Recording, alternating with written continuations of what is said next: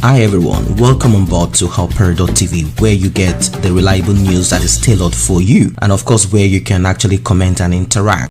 The House of Representative Speaker Femi Gbajabiamila has said prison experience for any politician is a badge of honor.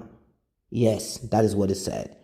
The speaker, who was represented by Deputy Speaker Ahmed Idris Wase, spoke when he led principal officers of the House on a visit to Senate Chief Whip HON0UR, who was recently released from the Nigerian Correctional Center in Kuje, Abuja. Wase said the leadership of the House was in Kalu's home to sympathize with him over his incarceration. The Deputy Speaker urged the former Abia State Governor to take his experience as a life lesson and put everything before God. He said, "We are here to sympathize with you on what happened and your incarceration.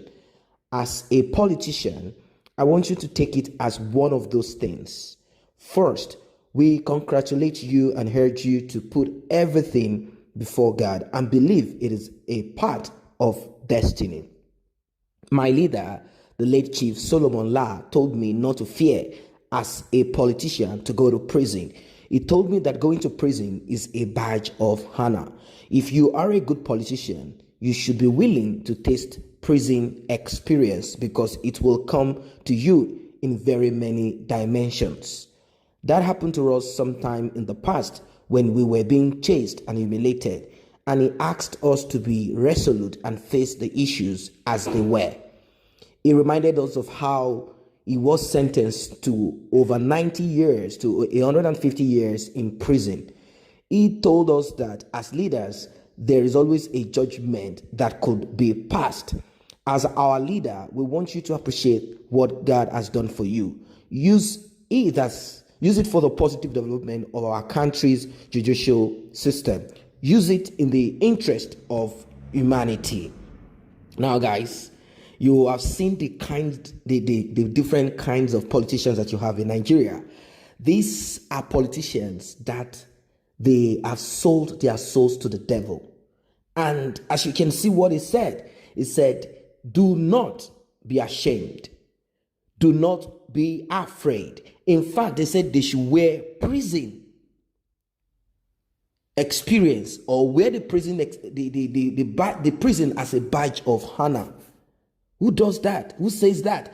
You are in prison not because you are innocent. You are in prison because you are a thief. So this group of people have said prison is not a big issue. Once we got ourselves into this, we sold ourselves to the devil, we've decided to come in to kill, steal, and destroy. Well, if there is going to be any prison term, we do not care. We will go to prison if they will keep us in prison. As you can see, HON0UR is out of prison. Somehow they went around the whole judgment and acted as if HON0UR has not stolen. HON0UR is as corrupt, is more of a criminal like any other. Maybe some have stolen more than him. If he had the opportunity to have stolen the amount that late Sani Abacha stole, he definitely will do that. Now they found about 7.1 billion naira. That's about 30 to let's put in let's say it's about 20 million euros or $23 million that was found. What about the ones that has not been found? So what are they sympathizing about? They are sympathizing about the incarceration of him and congratulate him on what? So with the stories that came out from the mouth of Gbajabiamila and his representative, talking about one Chief Solomon La, that they should not fear as politicians to go to prison. He told them that going to prison is a badge of honor.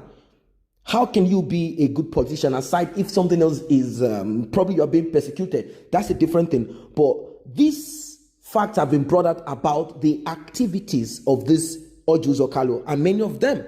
Are we going to call Maina a saint too and say, wear the badge of honor of the prison that you went to because it's just one of those things? When Maina has rendered a lot of people inoperable, he has allowed people to die, people that worked, pensioners that are supposed to enjoy the little before they die. The same with HON0UR. He disrupted Abia State. He looted Abia State. Previous one stole. He loot, and the one that is there is also doing the same. How then can we call them good politicians? That they should be willing to taste prison because it will come to you in very many dimensions. Simply put, we are going to continue stealing, and since our hands is not going to be out of the cookie jar, definitely there will be a new administration that will come in, and they might want to put us in jail so that to collect back from us what we have stolen for them to re-steal. So since we are in this game, do not be afraid of prison. This is terrible. This is sad. So I don't know what you guys think of this. Well, the kind of politicians we have and the advice that they have given to him, that he should not bother about prison. Prison is nothing. Incarceration should be worn like a badge of honor. Corrupt politicians saying, do not worry about the term, the stint you had in the Nigerian Correctional Center in Kujabuja. Question is, has he restituted the money? Well, is there any way that the correctional center corrected what is not right inside of him as a person? Is he a person that should take up again any political office representing the people in any form? This is someone that has proven to be a criminal, a thief. How then can he be brought back? Many of them are not supposed to be in the Senate. What a shame. It's so terrible. It's a terrible thing. They went to his house to sympathize with him. That's okay. Friends can go sympathize with their friend that stayed in prison for whatever crime they committed. That's not a problem. But the words of the deputy speaker urging former Abia State governor to take his experience as a life lesson, that's okay. I take that as a life lesson. Lesson in what? That is what we know. Lesson in crime. So as to do everything properly. Now, after everything, they say they put everything into the hands of God. No, everything is in the hands of God. But now, people should wake up. People should wake up. People should wake up and wake up from your slumber very, very fast. How can you congratulate a criminal? How do you congratulate a criminal? And how is it that politicians are now saying we are not afraid? We as politicians, we are not afraid to go to prison.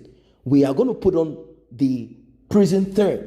We are going to continue looting and stealing. And if we end up in jail, we'll either sit on a wheelchair or we'll kind of bribe here and there and look for a favorable judgment. And after like 6 months or 3 months, we get out of the jail and we come back to spend the money. And afterwards, we kind of push for a new political career. And then people will vote us in. We'll continue the same. It is a very sad time that we are in.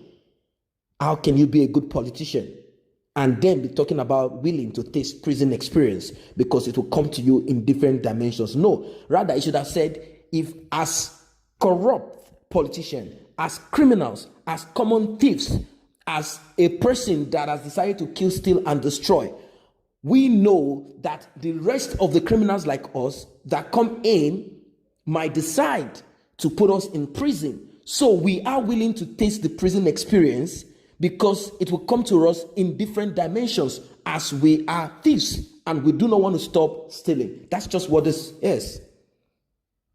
It's terrible. So this guy, he has been into this game for a long time. As he said that it happened to them in the past when they were being chased and humiliated and they were resolute. They faced the issue. They were running here and there. But then their master, Chief Solomon La, told them, do not be afraid.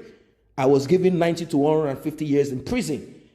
Do what you need to do also and be ready. You cannot say, all right, I need to taste honey. And then you go to the bee nest and you are afraid of the sting. Be ready for the sting and be ready to take the money. But in this case, the sting is going to kill them because they think it's business as usual, hoodwinking the people into believing that they are working for you, they are serving you, and some of them act as if God brought them in there. Some of them act as if that position, that seat belongs to them, as if it's a monarchy. But these are just people. They were nothing, but somehow they got into that position. Everything changed. They started buying properties all over Nigeria. Some of them own up to 300 houses. You need to check the amount of houses many of them buy, both internationally and nationally. They buy houses everywhere. They have concubines and they do a lot of things. They buy automobiles. They just spend the money anyhow they find the money. Many of this cash are still hidden in Europe, America, Canada, Australia. Some are hidden in Nigeria and some houses there. Some of this cash are in banks abroad, never to be recovered because no one even knows that the money is there. Sad. So I don't know what your take is as regards what this man has said. Drop your opinion in the comment section. And what do you think is the way out of all this mess? I say a very big thank you to those who have taken time to subscribe to this channel. And if you're yet to subscribe, kindly tap on that subscription button and also the red bell icon so you will be notified whenever videos such as this are uploaded.